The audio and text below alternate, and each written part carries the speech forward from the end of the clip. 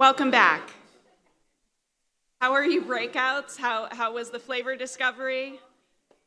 Okay, great. I would like to thank our flavor discovery sponsors, Culinary Sciences, Inc., Kleiman, and the National Watermelon Promotion Board. Excited to jump into our next session. I will say that if you have some questions, we'll send those questions to Slido and we'll try to ask them as best we can in the session. It is my pleasure to introduce the next session to our presenters, Nader Meravi, who is a Persian cookery expert and practitioner, who is joining us from Davis, California. For those of you who've been here at Worlds of Flavor, I think it was last year, he's joining us again. And always just, Hassari is just always such a joy to be around. Really inspirational chef, is the lead operational training executive chef for Bon Appetit at Google in Mountain View, California. And then it is a pleasure to make the acquaintance of Fariba Nafisi, who is the chef owner of Zozo Baking in Los Angeles. Really looking forward to this conversation about ancient Persia and modern Iran and how they shaped the Mediterranean palate. And it's now my pleasure to hand it off to Nader Meravi. Jennifer, before you sit down, can you join us just for 1 second? Okay.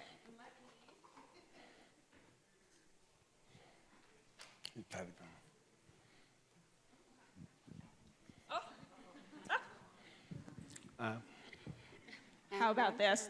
They knew what I needed. We mean business when we start with drink. So yesterday, I don't know if you had a chance at my table try this drink. I was in May in Iran. I had a pleasure to go to Shiraz, city of love, poem, and wine. And in one of the boutique hotels, they served this cocktail. It was mind-blowing. But of course, as a chef, you know, we always put our spin on it, and especially me, I'm a really crazy chef. I like to twist it around, but I always I am inspired by it, not that what's supposed to be. So it's a beautiful, refreshing drink. I added saffron to it. So today we want to be here, start here. Number one, celebrate the cultures that all of us who are here for the food, we enjoyed it, from Iran to whole region. For Culinary Jennifer and every single person in my gratitude, our gratitude for the culinary personal chefs came here is almost a holiday for us. They make us to look like a star here. We don't do anything here. And we expect to work hard. But the problem is that when we go back, we are a little spoiled and we have a hard time to start working that one. So absolutely breathtaking from the heart. Thank you for everybody at Culinary and you here.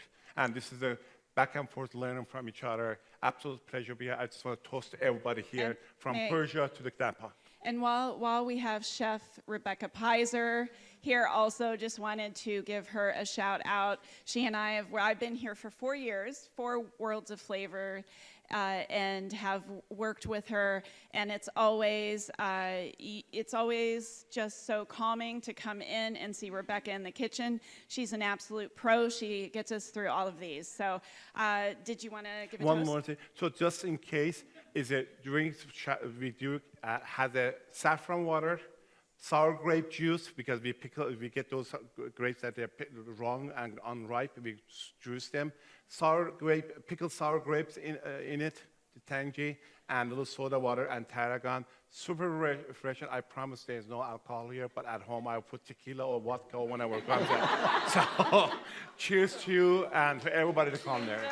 Thank you. Thank you. Cheers. Thank you. I will sit down now and we'll pass it back to Nader.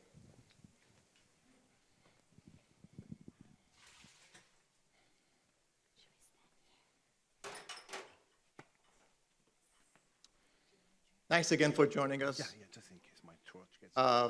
Those of you who came to the second general session yesterday and hear the conversation that me and my fellow panelists had. Afterwards, one of you stopped me outside, and we had a good, long conversation. And in that conversation, this gentleman told me, now I know what the Mediterranean flavor has a Persian accent. And I said, why did I think of that before? So I'm going to take about 8 minutes and tell you the story, historical history of maybe that statement. And then I'm going to pull out two things out of my pocket. For them to demonstrate some of the dishes and the flavors. Jennifer has told us several times since yesterday there are 22 countries in this region of our interest. Why is this region so important? Well, if you go back 10,000 years ago, if you look at the region that today is between Iran and Iraq, that mountain range called Zagros, is where the goat and the sheep domestication began. That makes that region important not only to Mediterranean, but to the entire world. And we go 1,000 years forward, and we have the Fertile Crescent in that region that some people refer to as the birthplace of the agriculture. And then around 3,000 years BC, there are clay tablets from that time frame that, according to historians, are the first documented recipes. You can look at them if you go to university, Yale University, in their museum. 3 reasons why this region is important to not only Mediterranean cuisine, but the entire world. Now, the subject of the session is about the impact of ancient Persia and modern Iran on the cuisine of that region of 22 countries. Well, yes, conflicts are one reason that food cultures combine. Trade routes is another one. These are the 2 most important reasons when we come to Mediterranean region. So let me talk about the first 2 for just a few minutes. Clearly, every time there is a war or conflict, physically speaking, there is a winner and there is a loser. From my perspective, from a culinary perspective, there is no loser, because the physical winners become familiar with the culture, food culture of the lands that they just took over. But the lands who lost the physical world are also winners, because their food culture now gets spread into other places. So back 500 BCE, when the Persian Empire expanded its region, reaching all the way to Greece and Egypt, clearly the food of that Persian Empire reached other parts of the world, including what today we call Mediterranean.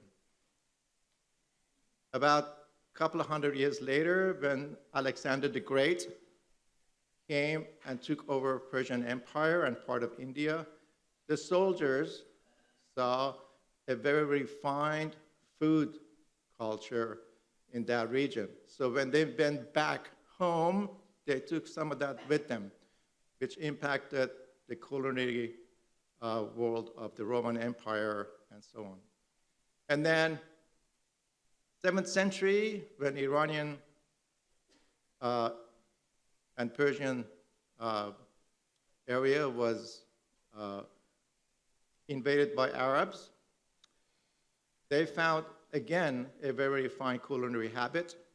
When they went back, they Persianized cuisine in Baghdad and other places. And then when they conquered other places, including Sicily and other places, that flavors went that region.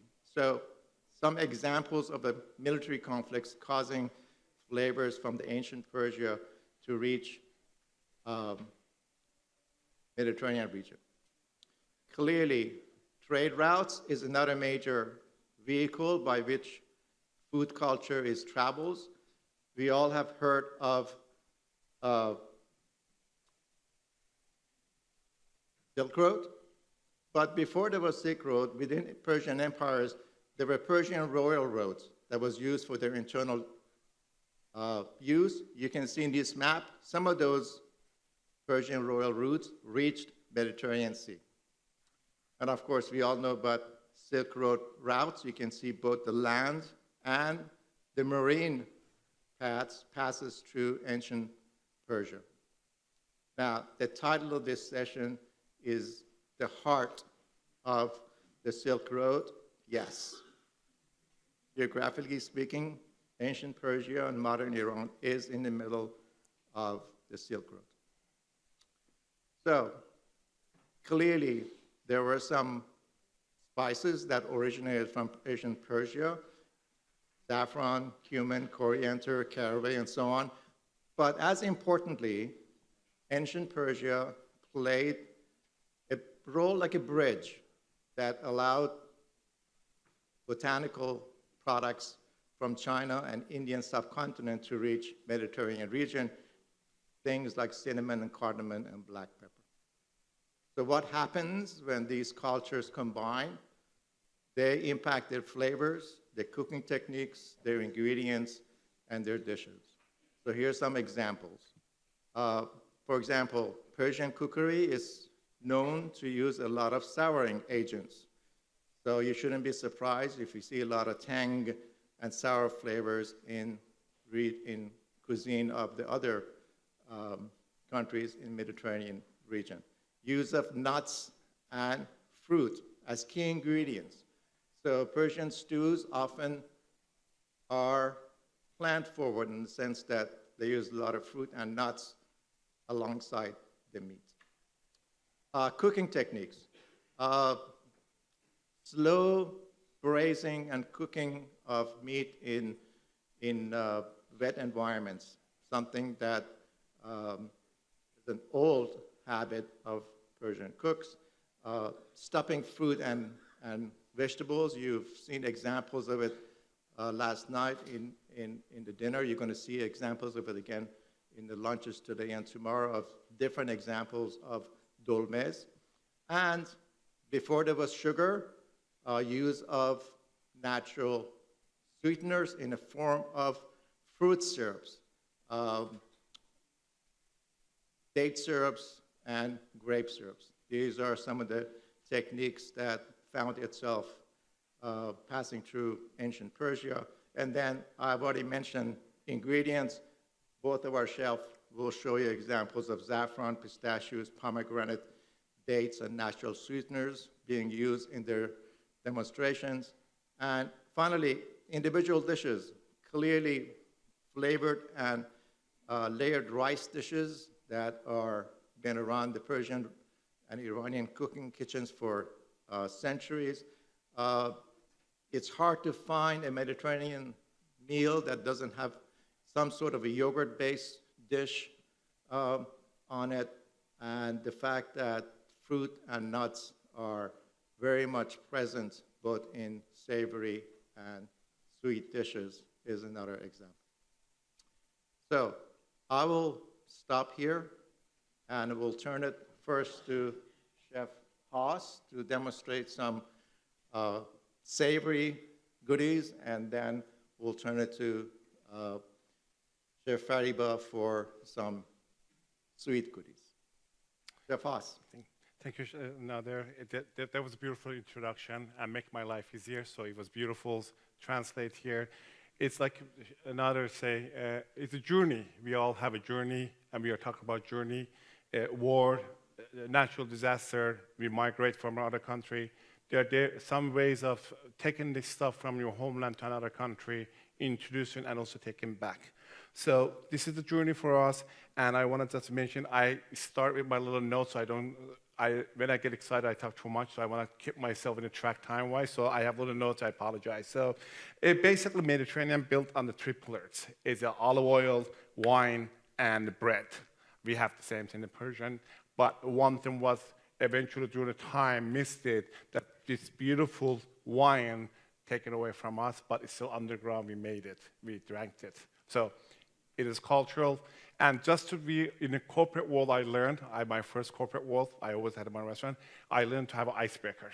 The icebreaker, Dr. Yang Schramm, and is one of the amazing philosophers. He used to own the Club Picasso. One of his sessions, one of the royal palace, there was this lady heartbroken, and she wants to take her life. And she heard there's this poison grape juice under the sardabe. Sardabe was the underground cooler places that instead of refrigerator, they keep the juices, product, meat, and everything. So she goes to start drinking these poison grapes. And a few hours later, she's up there dancing, having a great time.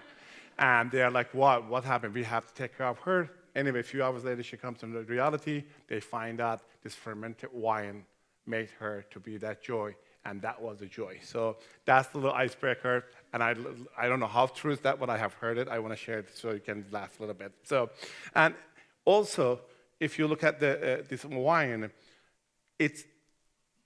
I wish that our culture, rather than being the foodie and eating, not talk about food recipe, but they focus on the poems. We have the most beautiful poems, love wine music, but they were mentioned about food, but not much. So we don't have that much recipes. So it's harder for us. We come up, there's resources, that one, and go for it. So also, as a chef, my personal opinion, I don't believe on authenticity of the dishes. I believe on the ingredients. Like when Nadia showed the map, the Zagros mountain, there's one ingredient that you cannot find around the world. It's called musir. It's not garlic, not shallots, not elephant garlic. It's the most distinctive flavor. But unfortunately, with the reality we live, it's hard to export out, but it's one of the most fascinating ingredients we have. So those are, for me, authenticity. You talk about food, I talk about ingredients. Every local has ingredient that doesn't grow, but right now with the cultivation and the relation, we do that.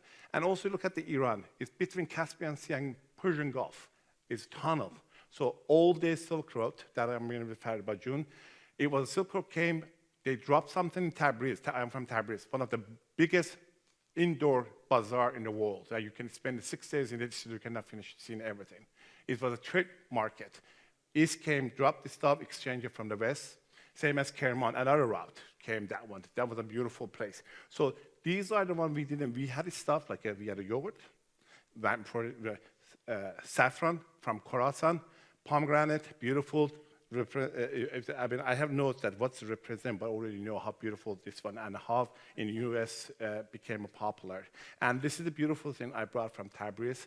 It's the way you see this beautiful container for the caviar, they do set up. This is the Havre saffron. So, also, I am sure you know about Havre saffron or bloom saffron. It's a hot water, but there's also ice method. So I have here hot water here and the ice here, crushed ice. So there's this one, more than pistol. There's one every household has just for saffron. You cannot mix it because you want to keep that flavor of saffron. You don't do any other herbs or spices. So every household in Iran, we have one of these just for saffron. So so now, why I'm not going to ground it? You can ground it, you get a more essence and more flavor, but in what application you want to use it? You want to show that in some of the dessert or the creme brulee, the trait, I don't ground it. I want to show that beauty of saffron traits after brew to be there. So I'm going to put this, thank you. Some of the saffron here, and now I'm going to use my hand, So it's both going to take about 20 minutes to bloom. And one of the hot one has to be 99 to 100 degree temperature. Those days, grandma's mom, they knew that with the hot temperature, how to do it perfectly. But also tendency, you can burn the saffron, delicate saffron. So, but having the ice, it does the same work. It keeps the color. But we were discussing yesterday, perfectly for the same day used for the ice, but overnight in the refrigerator loses the color. But the best method to keep the saffron from burning, just in case you're an expert. So we have the saffron here done. Again, I keep the thread because it's going to be beautiful. Look at my marinade. So I like this one here. So now today's session, I want to talk about how this element moved from Iran to Mediterranean and how it became a popular, the yogurt or saffron. I mean, right now we have, again, back to now the wars relation, you don't get the beautiful saffron from Iran, but you get that other product, they have mixed one, the mixed variety. And I'm not gonna go details how they manipulate the saffron. They color the bottom of the saffron, the root part, yellow, which is beautiful flavor, but no color, aroma. They mix it, color, add it to the saffron to make it chipper. So that's a different subject. So now, we have in Iran called borani. Borani is anything with the yogurt flavor. You can marinate the yogurt, flavor the yogurt with salt, pepper, lemon juice, sumac, saffron. We did that one. This is my plain, and this is my marinated. I say base. I made it for my vegetables. Usually, very popular one is the spinach and eggplant in Iran. We do a lot, but I've been very fascinated with it. I did in Stanford classes. We did about 15 kinds of the borani with different vegetables. Imagine. Parsnips, celery root, any root vegetable, any summer vegetable, roasted, grilled, is the beautiful, same as hummus. You put in a bowl and put the vegetables there, and it will be a beautiful mazeh or main dish for you. So today I'm doing two. One is going to call yatimche. It's here. Basically, I took the eggplant, roasted eggplant, finger potatoes, cherry tomato blisters, and some shallots, and then I made my sauce with the tomato base, saffron, butter, and orange juice, and some Aleppo pepper. So I'm gonna mix that one, gives the flavor. Very simple. Yatimche is in the culture, it means little orphan, because little sad say they couldn't afford the meat, so it was a vegetarian. That shows that in a Persian culture like now, they say, every dish we have stew, you take the meat part away, is the best plan forward, or vegetarian vegan dishes you can have it. Everything has a grain, spices, and vegetables, and just take the meat away. And also, I say plan forward, because they were family lived together for 20, 30 people in one house. Economically, they couldn't afford that kind of half a pound of meat we eat here right now. It's the biggest meat job. They used to take the 1 pound or 1 kilo for 20 people, cut it small, put it in the stew, get the flavor, get the protein, and eat it. So that's the beautiful for me when we were at work talking, is not new. It's been carried on, but now it's catching on. So this is the chicken. So basically, I have yogurt, saffron, salt, pepper, little lemon juice. I have it here. So I marinated it here. So this one, and this is the marinade right here. So again, time-wise, these are little cooking skill all of you know, just basically, and recipes we can provide it. So we marinated it and skewered it, which is I'm gonna grill it. And by the way, this is marinated for about 24 hours. That was an amazing one. And I had a pleasure working with one of our sponsors, Culinary Science. They took my chicken in 30 minutes, marinated. So I took right away as a chef pieces and I grilled it. See how was the flavor? It was absolutely perfect. It was the work has been done for 24 hours. It was in 30 minutes. The flavor was infused in it, and I enjoyed that one. So I have to shout out that Culinary Science, that technology is catching up also with making a chef easier. So now, while the chicken is cooking, and also I'm gonna warm up. By the way, this yatimche can be cold, can be hot. So you can have it both ways. Save it. Thank you. So here I have one base borani with yogurt, saffron, lemon juice, and salt and pepper. Another one plain yogurt. I want to contrast, because I'm going to use the yatimche as a color. I'm going to use the base plain yogurt, but with the chicken it has the saffron. I'm going to use the saffron one. So can I get this? Thank you. And what we can do without Rebecca? She is the master of one. Please, yeah.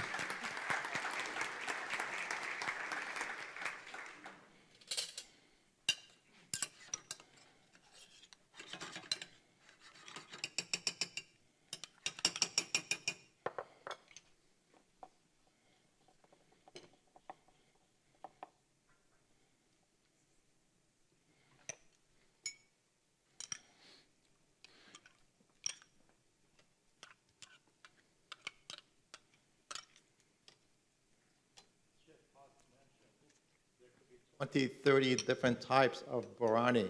So you pick your color. You want it purple, beets. You want it green, spinach. You want it brown, eggplants.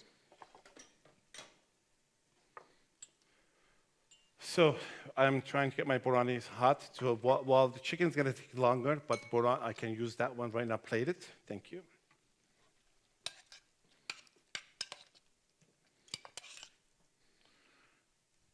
Like this can be stew or you can be individual plain one vegetables.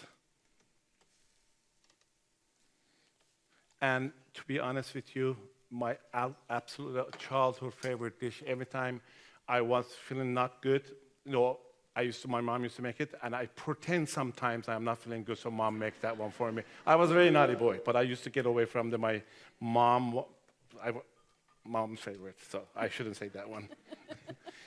And right now, like for example, I have saffron water.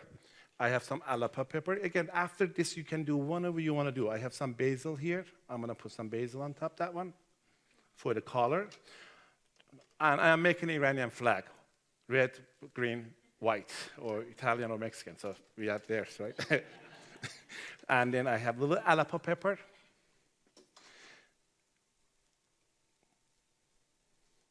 And I'm going to sprinkle a little, pardon me, saffron. Since I used it plain, this is perfectly ready to go. But if you want to do a little more dramatic, you can just get a little color on that one. So right here. Simple, elegant, delicious. That's what we want to do. Sometimes simplicity of dishes is beautiful and colorful, and everything can be ahead of time made, and you can see it. But again, yogurt, while we're having a chicken over there, I can talk about yogurt product. Now I mentioned that we make a cash from it. Cash is a byproduct of the buttermilk and the water. The buttermilk, they throw them away. We use them for the soups. We cook them, dry them, and this is, by the way, he did that one yesterday talking about that, and this is liquid version of it. But I want to tell another food story. Old days in Persia, when there were no car, they used to travel with the horses and other animals. They carried this one in their pocket. Sometimes they had walnuts in it, dried mint in it, or plain. Always, because it never gets bad. So that was pot, water, few of them in there, some dates, some meat, throw them away. That was their meal. So they had the meal for not get bad forever, preservation, which is tomorrow, another session, we're going to talk all the preserving the population. And also one thing I am proud to say, that one, that not to mention, we never ever waste the product. Everything was useful. Everything left, we didn't throw them away, unless it was not edible. And in the Persian, again, mostly because of the economic reason and respect for the mother nature. Unless these days we don't have, we are getting back to it. So. And also, we have the bread here, pita. You can have a lavash or any other bread. You can eat it by itself, or you can enjoy the beautiful with the pita next to it. And chicken noodle mercedes. So what one thing I forgot again here. That's what I'm going in a good time. I forgot that crunch. What was missing in this dish was everything perfect, but I want some crunch. I want a little texture. What's the texture? Again, cross-culture. Dukkha. We don't have a dukkha in Iran. Dukkha is beautiful, Middle Eastern Lebanese dish. They do with the hazelnut, but I like pistachio, any nut. But since this dish really good goes with the hazelnut, I made a hazelnut with dukkha. Dukkha has a sumac, the thyme, sesame seeds, and nuts. So you can add anything you like. So again, this is gonna give a beautiful little texture. Also goes there. I was waiting for him when he was going to add the crunch, because a Persian souffle without a crunch is not a Persian souffle. You always find some type of crunchiness on the table. So on the chicken, I'm going to go ahead and put some of my... Chef, we have can you answer a quick question? Please, yeah. Can you bloom saffron with warm olive oil to create a vibrant saffron oil, or only water? Yes, you can do that one, but when you want to, it's better to do saffron water to add it to oil than do directly oil, because to be able to extract the flavor from the saffron, you need some liquid, cold one. In this case, the ice is also helping that flavor comes out. So when you can warm up the temperature, the olive oil, not boiling, not too hot, doesn't burn the saffron. You can make it olive oil saffron infused flavor, absolutely. Or like we do in the Persian, another technique that in the United States I see, they don't have a good saffron. Also, they diluted too much water, so it doesn't give any flavor. More thicker, more concentrated saffron water, less roots, more effective. So like if I make the cream sauce, I put 1 drop of the way we do the saffron right there, beautiful. Just you need 1 drop, this one gives you the most beautiful color for your cream. So you don't have to spend the time to reduce it. I don't know if anything you'd like to add?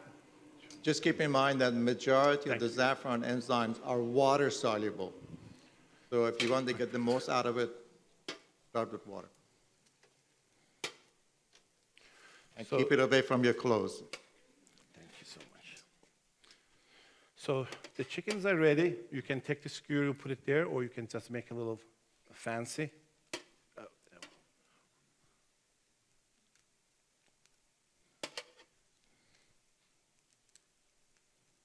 Thank you. I don't know about you, but I can smell it right here. Yeah. And sometimes we make it also for the chicken, saffron butter. You melt the butter. That mentioned Jennifer about the oil, olive oil. The butter absorbs better saffron and also more flavor. So anytime we do kebab, we do saffron butter, brush it on the kebab after. Gives a nice moist. And again, one more icebreaker. Do you know that saffron is the most expensive drug in the world? If you drink too much of it, you can get the best high in the world. Sorry, I had to bring that one. And another fact, old days, it was so much saffron. They used to use saffron for coloring their wool for the rugs. Good old days, labor of love, cheap labor. And then I have here macro fennel.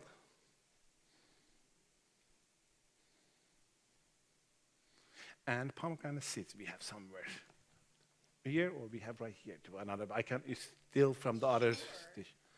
So again, what was this one, another John? Crunch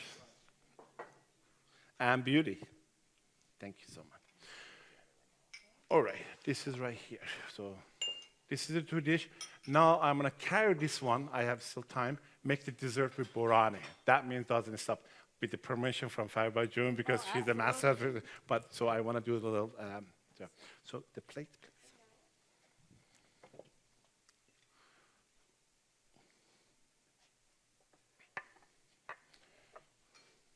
He is watching the clock, so. Yeah, I'm. Thank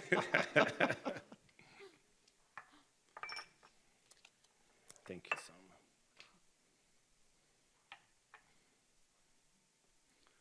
And I'm sure you noticed that Persian cuisine has a lot of color in the flavor. We play around, we like the color. What that comes from, you can tell from the Persian rugs. They're all beautiful. Our food looks like beautiful too, so we play around that one. So what I have here, I'm gonna use the, no, that's what it means, the saffron goes away. So, thank you. See, I'm gonna put the yogurt here. You can, if you like, you can add yogurt sweetened, but we're gonna do a presentation ones. You can mix all together.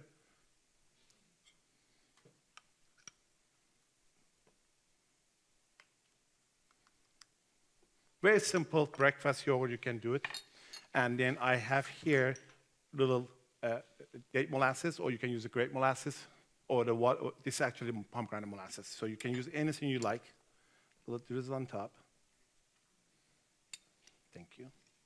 Again, I love saffron, but I want to get those beautiful thread too, so it shows up. Thank you. Some pomegranate seeds. I had original plan to do just pistachio, but I have something made it. I made a pistachio crumble with the pistachio grounded with the butter and saffron, mixed it, warm and roasted in the oven and became crumble. It's delicious. Again, crunch, texture. Thank you. And a mint on the side. And then I have baklava. This is optional if you want to do it. I take some. And just a little crumble on there. Again, that gives you another nice texture. Thank you so much. Thank you.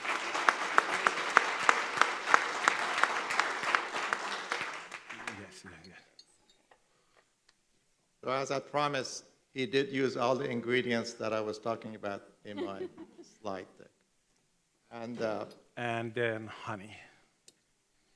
Who doesn't like honey?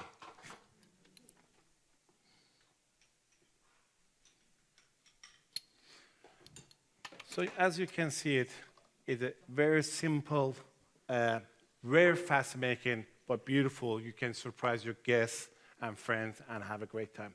So to wrap it up by saying, I'm an immigrant from Tabriz. The reason I came here, destiny, happy to be here. I have a gratitude for the companies and restaurant I work, and especially my journey after my heart attack 15 years ago, changing for better. And I had the luck to go back here after 30 years to see my family, my country, and visit. And also I work with a company that showed me the culinary, different angle of the culinary from Bon Appetit Management Company at Google. I owe gratitude because they gave me a chance to learn different culture, different technology. I became better chef because of them, and I am happy to share that one with you.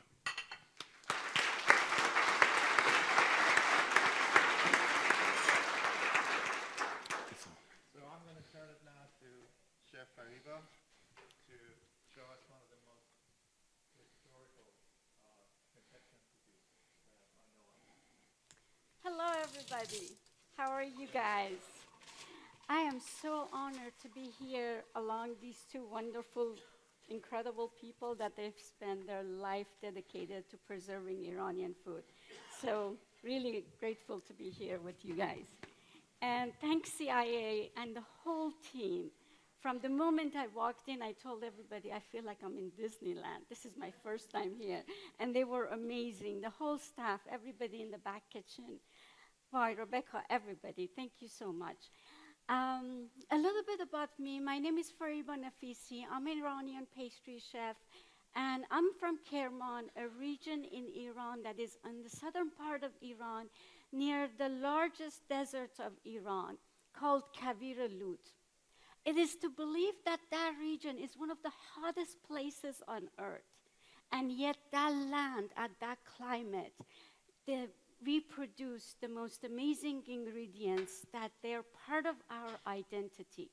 We have dates and we have pistachios in that region, as Chef Haz mentioned, and used pistachios and dates. So pretty much everything that we do, everything that we live, it's affected by the climate. And dates being the main ingredient that we use all the time in our everyday life, it's one that we use to sweeten the sweets. Before sugar was even introduced in Iran, we would use date molasses in sweets, or as Nader mentioned, grape molasses and date itself. So, you know, I just recently got back from Iran. I was there I came back two weeks ago. And when I was there, I experienced the second war of my life. The first war was the Iran-Iraq, and this was the recent one that we had. And when you face war, it truly changes you. It makes you appreciate what you have and appreciate the small moments in life that you have. For me, it was the time that I spent with my 95-year-old mother in her kitchen at our farm, baking the same cookie that I'm going to show you today, and introducing you to this wonderful cookie that I'm very proud I can reach and grab one to present to you. You know, Persians, they believe in the satisfaction of the eye as much as the palate. And this cookie presents exactly both categories. And it's sweetened with dates. It's naturally sweetened. And the dough is a little bit flaky. It's infused with saffron, as Chef Haz mentioned, how much we use saffron in our everyday. And it is pressed with these cookie presses. Thank you so much.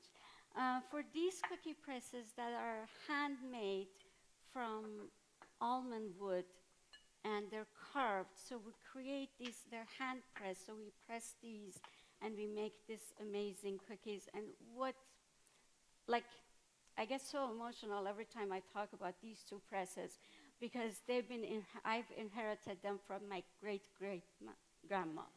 And they're more than 100 years old. And that's how old this incredible cookie is, and that's how many times it's been used.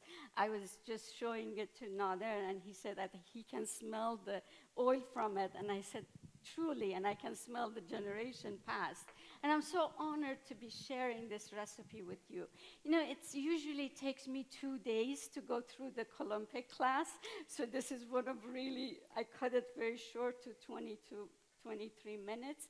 So I'm going to go ahead and get started and show you the process. Of course, we're using both pistachio and saffron. We start with the dough.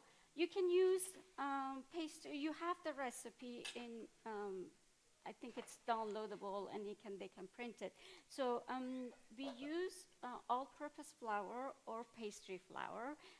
Either do would work. And we put the flour first in the food processor. Thank you. And then we add 250 grams of vegetable shortening or ghee, whichever you have. Of course, the texture will be a little bit different, but still they both work beautifully. And then we just pulse it. That's too low. So we just pulse it.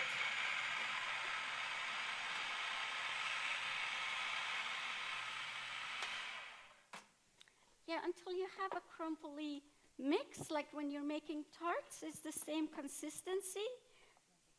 No, I still need it to get going. Thank you. And then I have here 180 grams of yogurt. And one thing that we have in Iranian cuisine, and it's very part of our culture, that we have a concept of,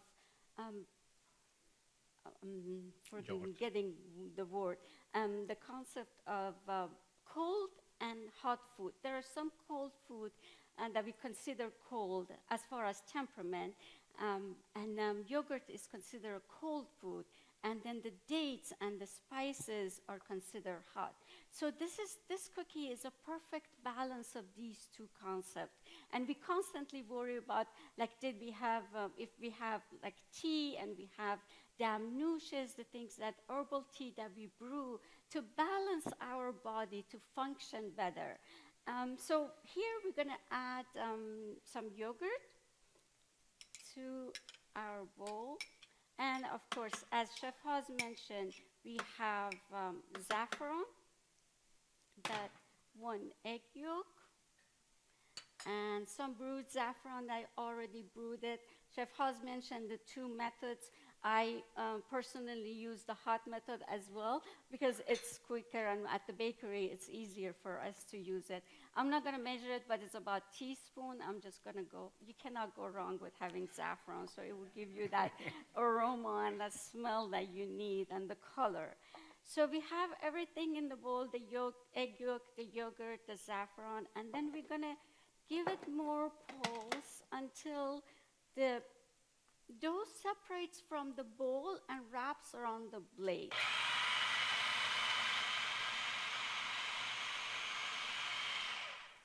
And you know what?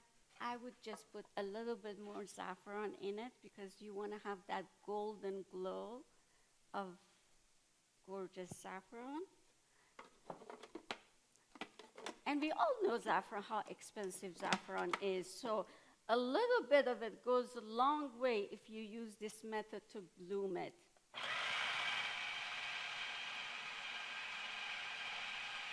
So as you can see, it's wrapping around.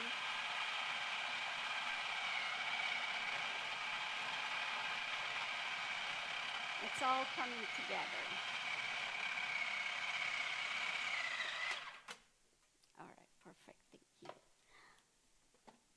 So the dough is very soft, it's pliable, that you still can see a strike of saffron in it, but it's really easy to work with. So what we're gonna do, we already have some cut pieces that we're gonna show you how to put the filling in. Oh, and one more thing I did not mention about the filling. So to make the filling, we have about 500 grams of dates, and they're pitted dates. And what Nader mentioned about, and Chef Haz also mentioned, that in Iran we use everything from the skin to even the pit of the dates. They grind them in Kerman and they make coffee. And that's good for people who have diabetes, that they drink it. So dates are really incredible. So we have about 500 grams of dates. We do 100 grams of walnuts. And we have a blend of spices.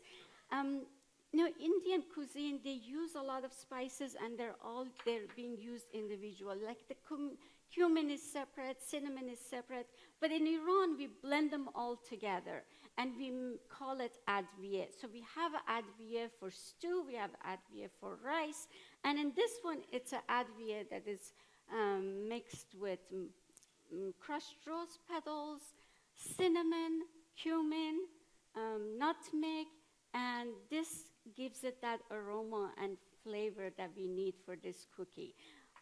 So we put I'm not going to show you how to make it, but it's always best if you spray the bowl before crushing the dates, so it won't get sticky and your blade doesn't get sticky.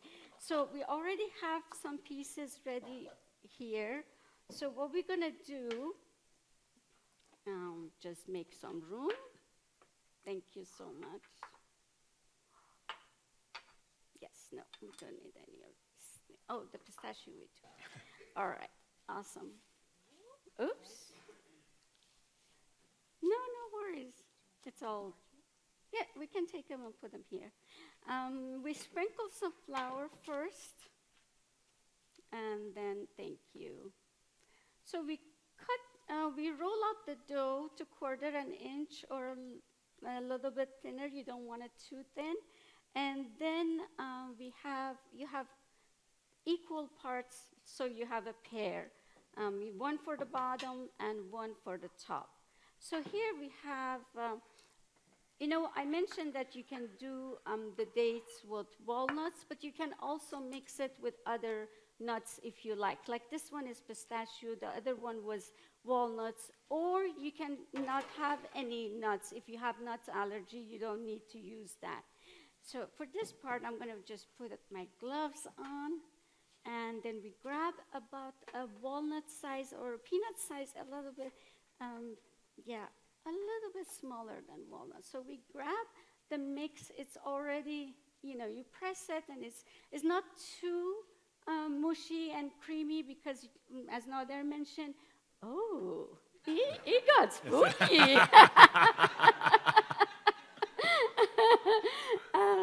As Nader mentioned, we need a little bit crunch. So you don't want to crush the pistachio or the walnuts to be too fine. You want that crunch inside.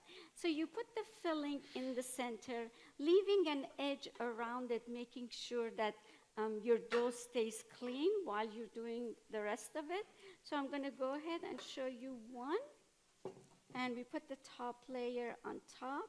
We gently press it so the two layers come together. Sprinkle a little bit of flour, and then you grab, trying to show it on the camera, but Yeah.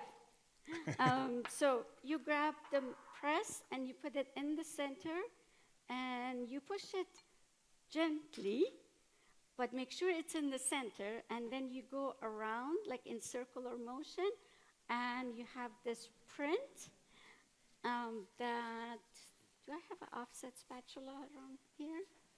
So I can grab it, and I will show you how we can crimp it then. It's truly a labor of love. It's time consuming to make this, but thank you so much. So then you grab it, and what we do, we go ahead and crimp it from the side. So you pinch and fold and pinch. And I had so much fun yesterday showing other chefs how to do the pinch and fold. And then you go around until you get to the, it's very easy. I mean, with a little practice, it's very, I promise you. They have yet to make a machine that does that.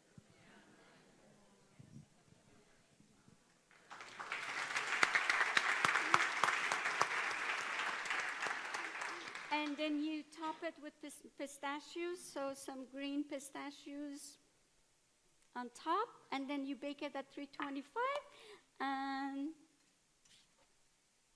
oh, would you like me to show you one more? No, I mean, no, it's okay. No, no sugar, no added sugar at all, just sweetened with dates. So you can see them here on the dish or over here. So you bake them at 325 for 15 to 18 minutes. And they're perfect snack. They're good with tea in the afternoon or in the morning. And if you're on the run and you want to grab something quick. My mom has been making these cookies since I was a little girl. So I hope she's watching this. And I just want to say thank you, Mom. I love you. Merci. And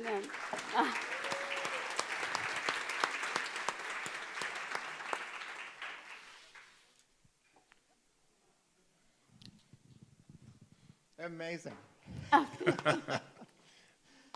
So, questions for either one of them?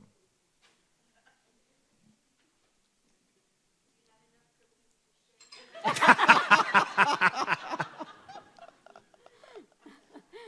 don't know. I have to ask Jennifer. Yeah, come by afterwards. Yeah. The question was, do you have enough cookies for all of us to eat?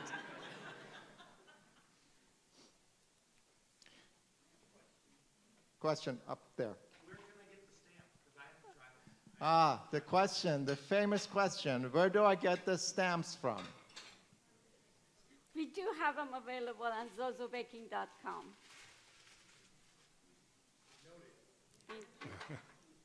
Question. I know people of Iranian descent, and it seems Iranians prefer to use Persia as their descriptor, and I wonder if I'm true on that, and why. The question is, do we call it Iran, Persia, or Iranian, or Persian? What day of the week is it?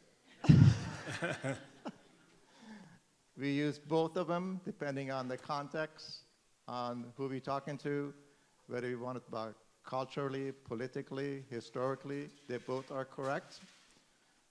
Haas? Yeah, you say, well, depends on content. What we talk about old Persia. We are Iranian. When you say Iranian, I am Turkish Iranian. She's from Kerman. We have Kurdish, we have Baluchi, we have Rashti, all different ethnicity, beautiful language they have. When you say right now, I'm from Persia, that's not right. We are from Iran because it conclude all the culture living there. But when you say Persian ingredient from the old, that's content is okay. So just to differentiate there, where is the Persian or Iranian coming? it's fun. But you know what? We are so much used to it. People, they know we don't get offended. So, but Oh, no. only people right now, it become more conscious because in Iran, they try and differentiate that every culture should learn their own language and also study their own language. There's a little battle. So that's a little sensitive issue here. Like, why I have to learn Farsi at 6 years old? I am being behind the people that are speaking Farsi. I want to speak my own language, Azerbaijani. So that's cultural in Iran. But that's why we say Iranian, because we are different culture from Iran. Farbajan, anything like that? No, I would agree the same, because when I refer to a cookie that has been living for generations and generations in our culture, I refer to that as Persian cuisine or Persian food or Persian pastry. But when I'm talking about myself, I'm Iranian. That's how I would say it. There are some other complications. If you ask a linguist, they will say, oh, Iranian language, it's spoken in the country today is called Iran, Afghanistan, and Tajikistan. So depending what the perspective is, we use both vocabulary. It was a great question. Thank you. That was a beautiful question. Other questions? Yes? What is the difference between the chicken marinade that you just showed us and DJ kebab? The question is, what's the difference between a marinade that Chef Haas used about 20 minutes ago and a famous Persian dish called juje kebab? Yeah, well, it's same method. Juje kebab is same, bigger pieces, because I was trying to make it finesse, it's small, like appetizer style. They get thigh, legs, wing. You can marinate them, same thing, with the saffron. And sometimes they add onions too, and yogurt, because acid, they tenderize it, and they marinate it, and they cook on a charcoal, like we did that one. This is a mini version of the juje kebab, which is the Iranian beloved dish, and we love that one. It's on the table. Other questions? One more. Okay, then I'll take the time to share an anecdote. Up, Was there a question? yeah, up there.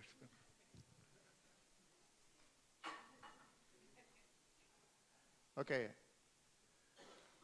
Those of you who were yesterday, they noticed I pulled this cash out of my pocket. And you see today, Chef Haas has it here. We had no idea that we were going to do this. So another sign of this event doing something to our mind in a very good way. Thank you all for coming.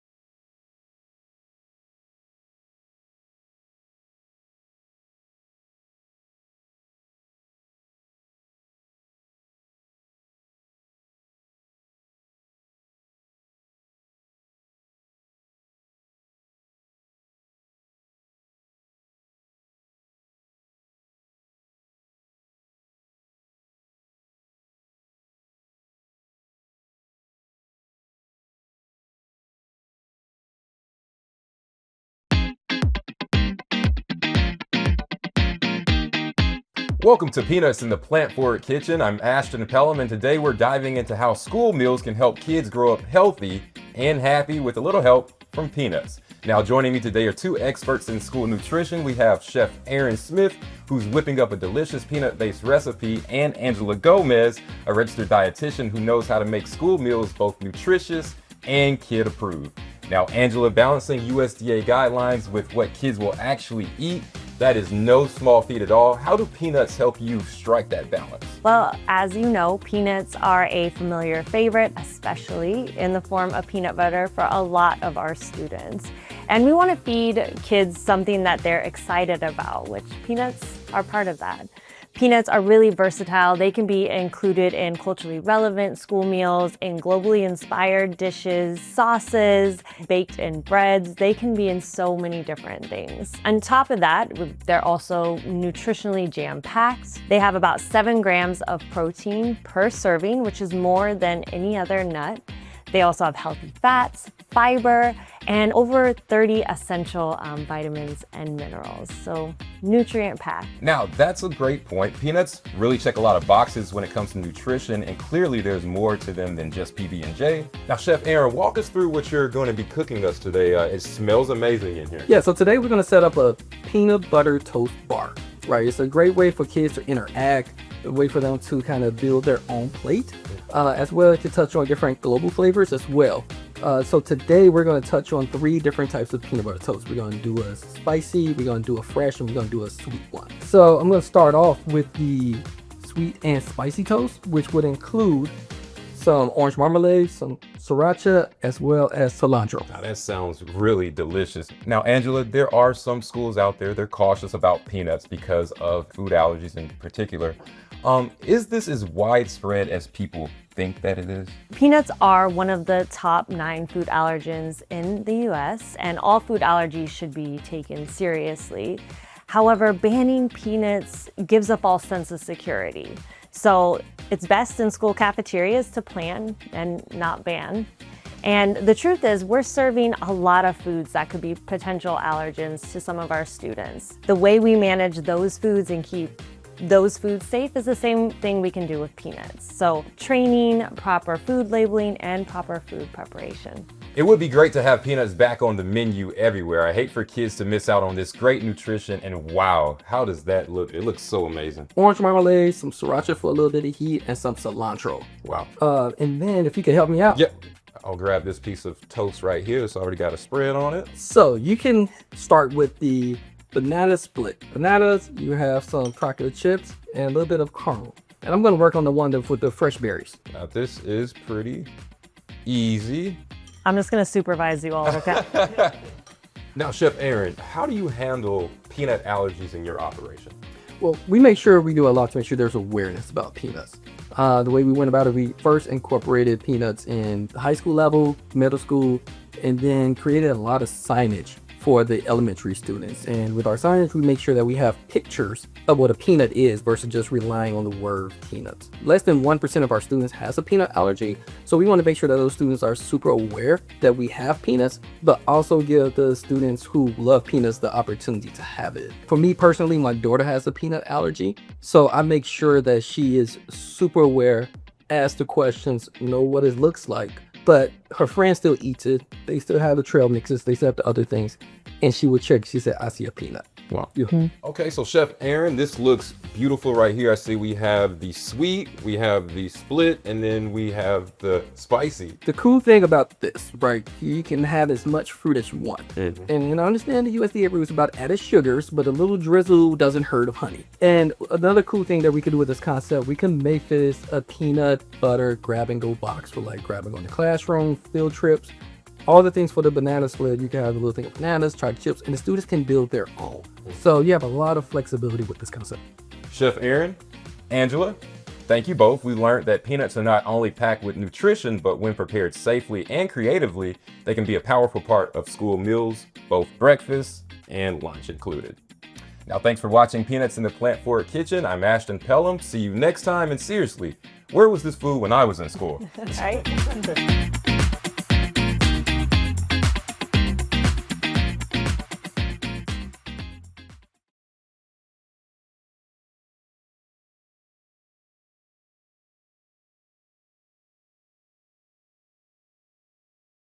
Lemongrass tofu is intensely flavorful, packed with fragrant and citrusy lemongrass and crispy golden tofu. This plant-based dish, called da wu sa in Vietnamese, is delicious served with rice, rice noodles, or in fresh spring rolls. The first step to making this dish is marinating the tofu.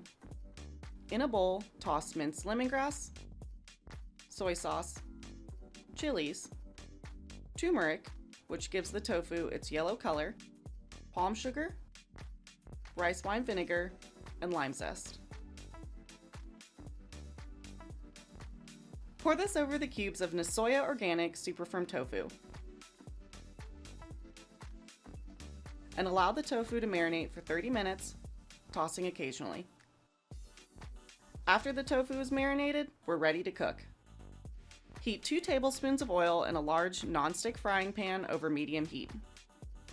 Arrange the marinated tofu in a single layer and cook.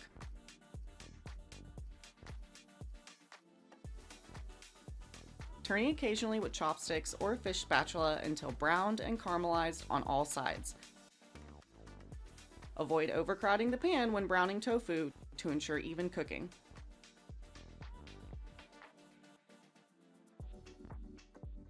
Top the lemongrass tofu with peanuts, cilantro, sliced chilies, and some freshly shaved lemongrass. Serve the tofu with a side of jasmine rice.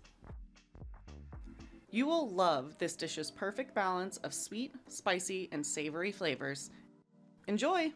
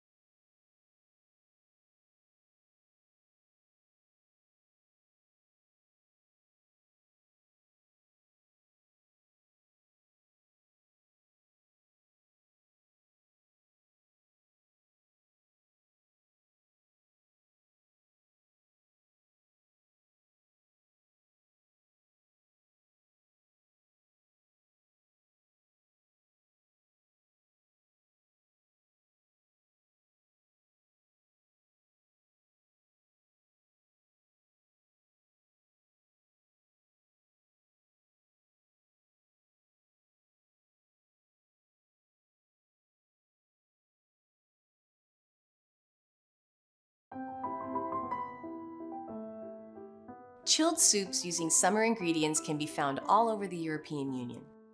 France's vichyssoise, Bulgarian tarator, German kalte Gurkensuppe, and Portugal's gazpacho alentejano.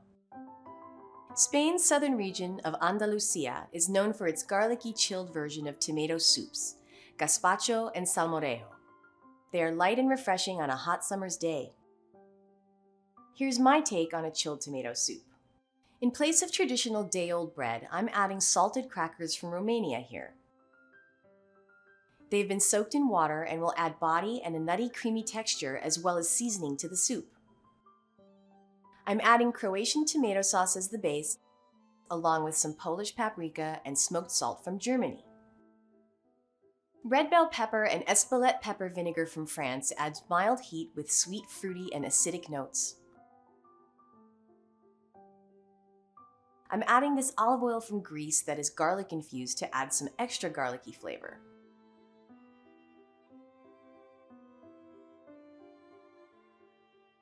I'm garnishing my chilled soup with some sliced Iberico chorizo from Spain, which has been fried in olive oil for a nice umami-rich crunch. This gazpacho is more than just a summer soup. It's a snapshot of European flavor and geography blended into one dish that's inspiring, accessible, and globally relevant. To resemble the traditional egg garnish, I'm also topping the soup with olives stuffed with Parmigiano Reggiano. This cow's milk cheese has protected designation of origin or PDO status, which guarantees it is made exclusively in Italy following strict traditional methods. I love the briny flavor of the olives paired with the sweet and savory soup. Give the soup one last drizzle of oil, though this time I'll be using pumpkin seed oil, also known as steirisches Kürbisgrünöl from Austria. It adds a deep, rich green color and a burst of summer squash flavor. This pumpkin seed oil has PGI or Protected Geographical Indication label. This label certifies that at least one stage of the production, processing, or preparation of the product takes place in the region of its geographical origin. Lastly, I'm going to garnish with a touch more of the smoked sea salt from Germany. And serve! I love celebrating and updating traditional European recipes with my own favorite ingredients and influences. And I hope you'll love this reimagined classic European summer dish as much as I do. This chilled summer soup is so refreshing and really is what both chefs and home cooks alike are craving. Something light, bright, and flavorful using high-quality pantry staples.